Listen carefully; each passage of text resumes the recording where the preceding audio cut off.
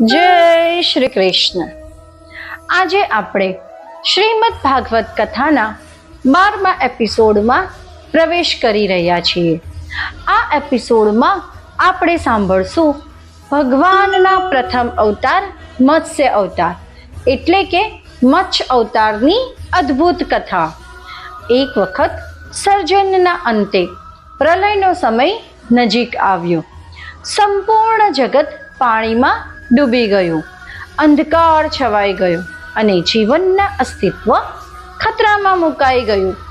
એ સમયે ભગવાને વિચાર્યું કે ધર્મ, જ્ઞાન અને સત્યનું રક્ષણ કરવું જરૂરી છે અને તેમણે ધારણ કર્યો મત્સ્ય અવતાર. સત્યવત નામના રાજા કે જે પછીના જન્મમાં મનુ ઋષિ તરીકે પ્રખ્યાત થયા, નદીમાં તપ કરી રહ્યા હતા. એક નાનકડી માછલી તેમના કમંડળમાં આવી ગઈ. માછલીએ રાજાને પ્રાર્થના કરી, હે રાજન, મને રક્ષા આપો, નહીતર મોટી માછલીઓ મને ખાઈ જશે. રાજાએ દયા કરીને તેને પોતાના તળાવમાં મૂકી, પણ તે માછલી ઝડપથી મોટી થવા લાગી. પછી રાજાએ તેને નદીમાં મૂકી, ત્યાં પણ તે વધતી ગઈ. અંતે રાજાને સમજાયું કે આ સામાન્ય માછલી નથી.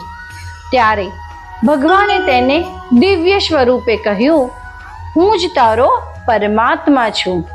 આ પ્રલયમાં જ્યારે આખું જગત ડૂબી જશે ત્યારે તું નૌકા બનાવી બધા 7 ઋષિઓને, જ્ઞાન ગ્રંથોને અને બીજોને તેમાં રાખજે.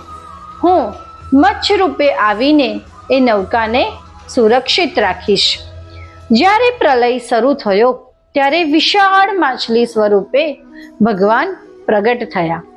નૌકાને તેમણે પોતાની શીંગડીએ બાંધી રાખી અને બધાને સુરક્ષિત સ્થાન પર પહોંચાડ્યા. આ રીતે મત્સ્ય અવતાર એ ધર્મ અને જ્ઞાનને પ્રલયથી બચાવ્યું. આ પ્રસંગ આપણને શીખવે છે કે ભગવાન હંમેશા પોતાની સૃષ્ટિ અને ભક્તોની રક્ષા કરે છે.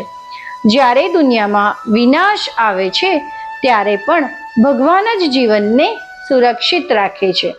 ધર્મ અને જ્ઞાન ક્યારેય નાશ પામતા નથી, કારણ કે તે ભગવાનના આશ્રયમાં રહે છે. આગામી એપિસોડમાં આપણે સાંભળશું ભગવાનનો બીજો અવતાર કુર્મ અવતાર, જ્યારે ભગવાને કાચબા સ્વરૂપે સમુદ્ર મંથનમાં સહારો આપ્યો. આજે આપણે સાંભળ્યું ભગવાનના પ્રથમ અવતાર મત્સ્ય અવતારની દિવ્ય કથા. ચાલો આપણે પણ જીવનમાં શીખીએ કે ભગવાન હંમેશા જ્ઞાન અને ધર્મનું રક્ષણ કરે છે. માટે જ ચેનલને સબસ્ક્રાઈબ કરવાનું ભૂલશો નહીં. લાઈક કરો અને આ પવિત્ર સંદેશ અનેક ભક્તો સુધી પહોંચાડો. જય શ્રી કૃષ્ણ.